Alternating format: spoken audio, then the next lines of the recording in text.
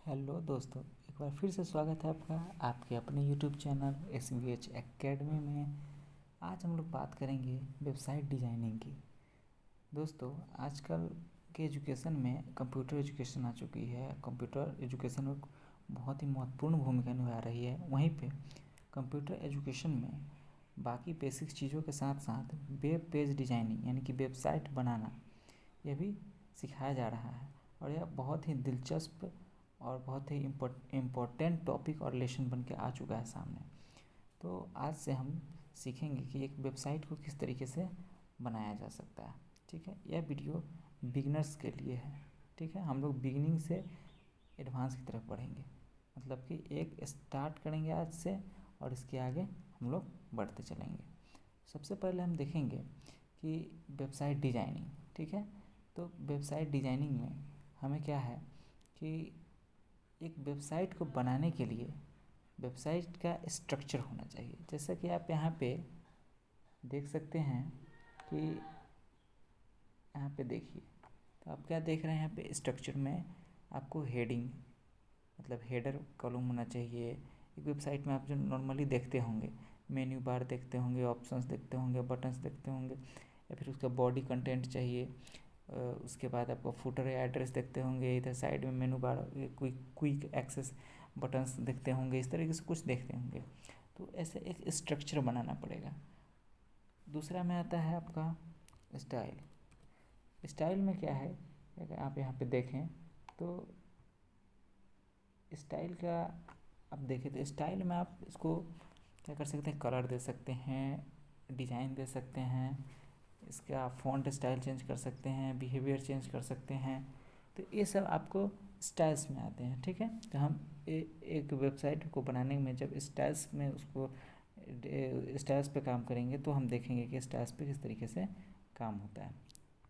उसके बाद आता है क्या कि एक वेबसाइट में फिर जो भी आपके फंक्शंस होते हैं, मतलब कि आपका अगर वेबसाइट बना है तो कुछ काम करेगा ही ना। तो वो कौन सा काम आपको कहाँ पे कराना है, उसके लिए फंक्शंस का इस्तेमाल होता है। और उस फंक्शंस को लाने के लिए हम लोग क्या करते हैं, जावास्क्रिप्ट या PHP वगैरह की दूसरे अन्य सपोर्टिव लैंग्वेज का इस्तेमाल इसमें करते हैं। जैसे कि हम कोई वेबसाइट बनाएं, ठीक, वहाँ पे हमें कुछ जोड़ना हो या घटाना हो, गुना करना हो, भाग करना हो, या कुछ पैरामीटर्स लगाने होंगे, या फिर कुछ ऑटो फिल का ऑप्शन देना होगा, कुछ चीज़ वैलिडेट करानी होंगी, या बहुत सारी चीज़ें जो हो सकती हैं। अगर इस तरह के कुछ फंक्शंस काम कराने हैं तो इसके लिए हमें फंक्शंस वाले लैंग्वेज को इस्तेमाल करके एक वेब पेज को में फंक्शंस इनेबल कर सकते हैं। फिर उसमें आता है क्या नेक्स्ट में, डाटा मैनेजमेंट। डाटा मैनेजमेंट में क्या होता है कि आप अपने वेबसाइट पे जो डाटा रखे हुए हैं, या आप अपने वेबसाइट में जो डाटा रखना चाहते हैं बाई यूज़र के द्वारा, आप अगर अपने वेबसाइट पे डाटा रखवाना चाह रहे हैं, या फिर आप अपने से खुद से आप एज एडमिन आप उसमें डाटा रखना चाह रहे हैं, चाहे फ़ोटोज़ हो आपकी, म्यूज़िक हो, वीडियोज़ हों, कोई टेक्स्ट हो, कोई डॉक्यूमेंट हो, कुछ भी हो, तो आपको इसके लिए इस वेबसाइट में इसके लिए भी फंक्शन आप ऐसा करना पड़ता है। तो इन चीज़ों के लिए आपको एक डाटा मैनेजमेंट की आवश्यकता पड़ती है। इसके लिए हम डाटा मैनेजमेंट में हम क्या पढ़ेंगे कि एक डाटा सर्वर को कैसे कनेक्ट करें या डिस्कनेक्ट करें, उसके बाद डाटाबेस कैसे बनाएं। इसके लिए MySQL वगैरह से हम लोग चेक करते हैं। MySQL भी अच्छा है। बाकी जब जिस समय अपलोड करते हैं उस समय हम कोई सर्वर इस्तेमाल करते हैं। ठीक है, यहाँ तक हमने हम लोग क्लियर कर लिया है।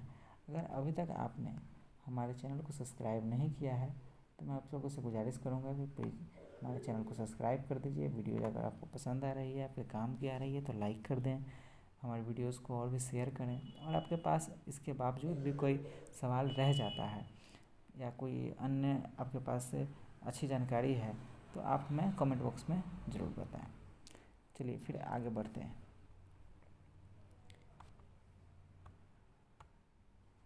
अब हम क्या करेंगे कि एक वेबसाइट बनाने के लिए हम जब एक बिगिनर हैं, मतलब कि हम अभी अभी शुरू किए हैं, हमको अब सीखना है, तो इसके लिए हम क्या करेंगे, सिंपल से एडवांस की तरफ बढ़ेंगे। ठीक है, तो सिंपल से में क्या होता है कि अब हम शुरू से शुरुआत कर रहे हैं। तो चलिए देखते हैं। लेट्स स्टार्ट विथ सिंपल या बिगिनर लेवल।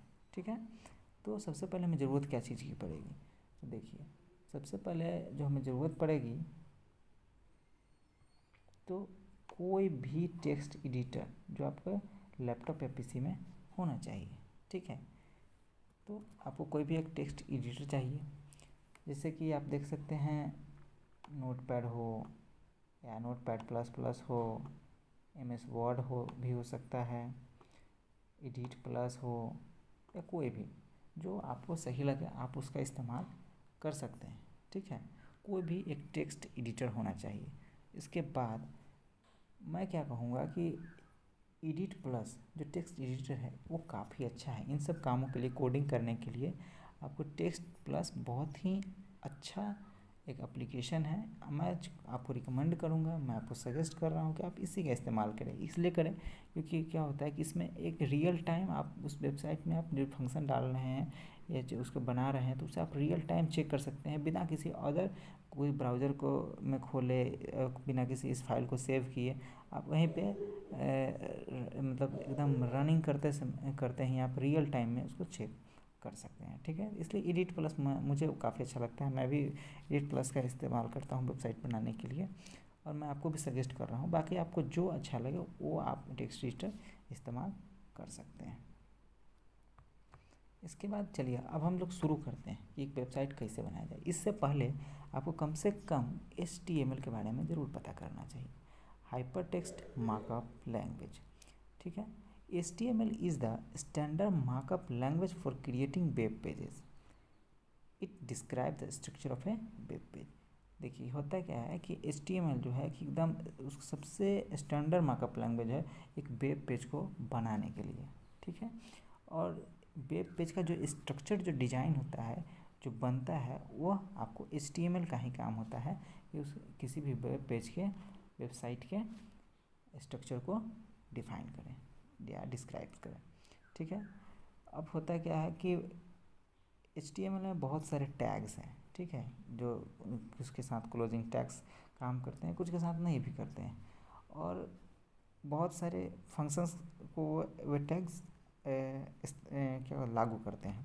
और दूसरी में बहुत सारे एट्रीब्यूट्स हैं जो कि आपके फंक्शंस को, यानी कि मतलब आपके टैग्स को, आपके टैग के साथ जुड़ के वो टैग को और अच्छे से डिफाइन करते हैं, ठीक है। तो हमने यहाँ तक जाना। अब चलिए अब आगे हम लोग अब इसको एक वेबसाइट बनाने की प्रक्रिया पे चलिए। सबसे पहले हम क्या करते हैं कि एक वेबसाइट बनाने के लिए हम आपको बताने के लिए सबसे पहले एक सबसे सिंपल जो कि नोटपैड आपके कंप्यूटर में इनबिल्ट रहता है, आपको दिया जाता है, सबसे पहले हम उसी का इस्तेमाल करते हैं ताकि आपको ये विश्वास हो सके कि हम सबसे सिंपल तरीके से भी वेबसाइट को बना सकते हैं। पर ये थोड़ा सा डिफ़िकल्ट हो जाता है कब जो आप बड़े बड़े डायनेमिक वेबसाइट्स बनाते हैं, स्टैंडर्ड वेबसाइट बनाते हैं, उस समय आपको बहुत सारे फंक्शंस उसमें लागू करने पड़ते हैं, और उन फंक्शंस को बनाने के लिए आपको बार बार उसको सेव करके फिर ब्राउज़र में ओपन करना, फिर चेक करना, वो आपके लिए टफ हो जाता है। इसलिए मैंने आपको एडिट प्लस रिकमेंड किया था ताकि आप उसमें रन टाइम में ही आप उसे चेक कर सकें और आपको थोड़ा से आसानी हो जाए। चलिए फिर भी मैं आपको सबसे पहले एक बार नोटपैड में बना के दिखाता हूँ। जैसे कि यहाँ पे टेक्स्ट डॉक्यूमेंट के लिए मैंने, आप देख रहे हैं कि मैंने एक फ़ाइल बनाया, ठीक है। इसका नाम मैं रखता हूँ, इसका क्या नाम रखूँ, वेब पेज फर्स्ट, ठीक है। इसका नाम रखा मैंने वेब पेज फर्स्ट। अब इसे हम क्या करना है, सिंपली ओपन करना है, ठीक है। अब सिंपली ओपन करने के बाद हमें क्या करना है कि अब एक बात समझिए कि HTML में कोई भी टैग लिखने के लिए हमें इन सिंबल का इस्तेमाल करना पड़ता है, ठीक है। मतलब हम इसके बीच में ही वो टैग्स लिखते हैं तभी वह वर्क करते हैं। तो HTML में हमें एक वेब पेज बनाना है, वेबसाइट बनानी है, मतलब HTML के साथ जरिए, तो हम क्या करेंगे, सबसे पहले HTML से बनाने का तरीका क्या है कि हम सबसे पहले HTML टैग को डालते हैं, ठीक है। तो HTML, हाँ आप इसमें क्या बोलते हैं, कैपिटल भी लिख सकते हैं, स्मॉल भी लिख सकते हैं, या केस सेंसिटिव बिल्कुल भी नहीं होता है, तो आपको जैसे अच्छा लगे वैसे आप लिख सकते हैं। इसमें एक कोई बड़ा इशू नहीं बनाता है। इसके साथ ही एक क्लोजिंग टैग, मतलब कि आप देख सकते हैं एक बैक स्पेस मैंने लगा दिया और बन गया क्लोजिंग टैग। तो हर टैग के साथ एक क्लोजिंग टैग आप ज़रूर इस्तेमाल करें। हाँ, जिस टैग के साथ क्लोजिंग टैग इस्तेमाल नहीं होता है उनके साथ ना करें, लेकिन बाकी लोग के साथ एकदम कंपलसरी है, नहीं तो वह आपको एरर हो जाएगा और आपकी वेबसाइट का वो फंक्शन सही से काम नहीं करेगा। तो हम हर टैग के साथ एक क्लोजिंग टैग बनाते चल रहे हैं। यह एक अच्छा बिहेवियर होता है। बाकी आप अंत में भी बना सकते हैं, बट एक अच्छा हैबिट जो होता है वेबसाइट बनाने के लिए एक कोडर का, वो होता है कि हर टैग के साथ एक क्लोजिंग टैग बनाते चलें। ठीक है। HTML के बाद आप इसमें बहुत सारी चीज़ें होती हैं, जैसे कि आप इसका लैंग्वेज डिफ़ाइन कर सकते हैं, बाकी और कुछ चीज़ें होती हैं, आपका HTML का वर्जन डिफ़ाइन कर सकते हैं। लेकिन हम एक सिंपल से वेबसाइट बना रहे हैं, ठीक है, एकदम सिंपल, जो कि आज एक ट्राई है।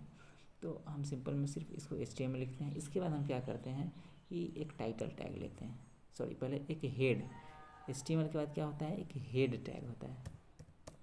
ठीक है, तो अब हम यहाँ पे हेड टैग बनाएं। हेड टैग के साथ हम क्या करेंगे कि हेड का क्लोजिंग भी बनाते हैं।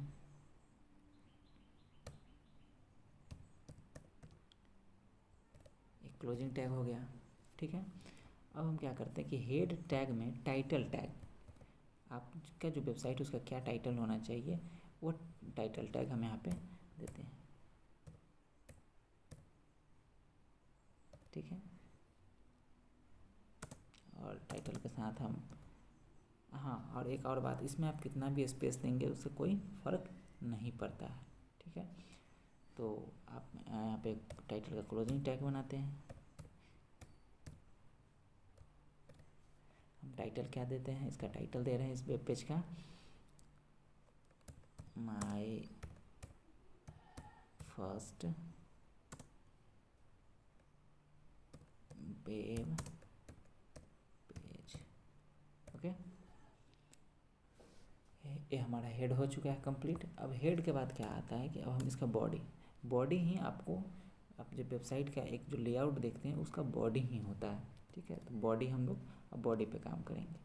तो हम टैग बनाते हैं पहले BODY बॉडी टैग। बॉडी के साथ साथ हम एक क्लोजिंग टैग बना लेते हैं बॉडी का,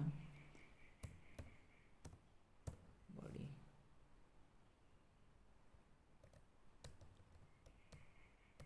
एक बॉडी का क्लोजिंग टैग हो गया। अब हम क्या करते हैं, बॉडी में लिखते हैं। ठीक है, सॉरी